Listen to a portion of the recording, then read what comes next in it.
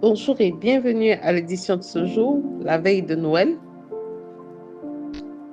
Nous allons nous entretenir sur le thème « Il nous aime tant ».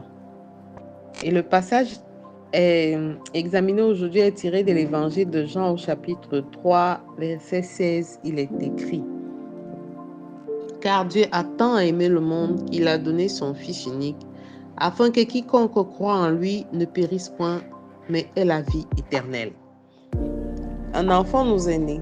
Nous célébrons la naissance de notre Seigneur et Sauveur Jésus-Christ. Nous célébrons l'entrée dans notre vie de Dieu. Nous célébrons l'arrivée de notre frère. Parce que si nous sommes enfants de Dieu, nous sommes aussi co-héritiers de Christ. Alors nous célébrons cette part, cette portion, ce royaume de Dieu qui habite en nous.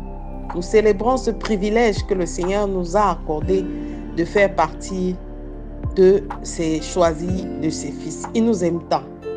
Il a tant aimé le monde qu'il a envoyé son Fils dans ce monde.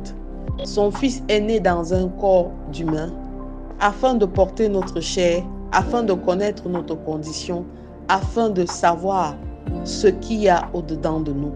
Mais ça ne faisait pas moins de lui un Dieu. Il restait Dieu. La royauté était toujours sur sa tête. Il demeurait couronné. Parce que Dieu nous a tant aimés, il nous a donné part à cet héritage. Car nous qui nous identifions à lui, nous faisons avec lui un seul corps. Alors nous devons bien aimer célébrer le Seigneur, car il a tant aimé le monde,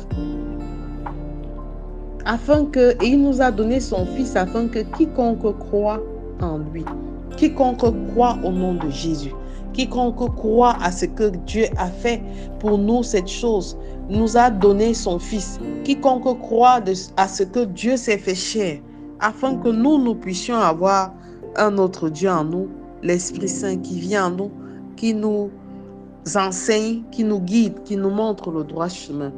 Dieu t'aime tant, bien-aimé.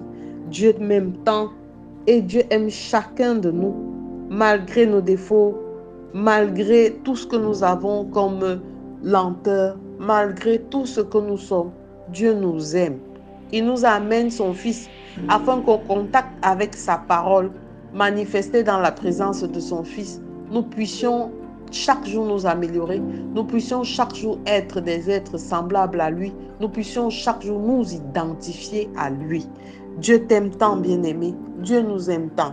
C'est un nouveau départ, c'est une nouvelle phase, c'est une nouvelle saison où nous devrons célébrer le Seigneur et surtout nous accrocher à lui, car les promesses qu'il a faites pour nous sont réelles et elles vont s'accomplir, à condition que nous y croyons, à condition que nous travaillons à ce qu'elles se réalisent, à condition que par-dessus tout, nous croyons en lui.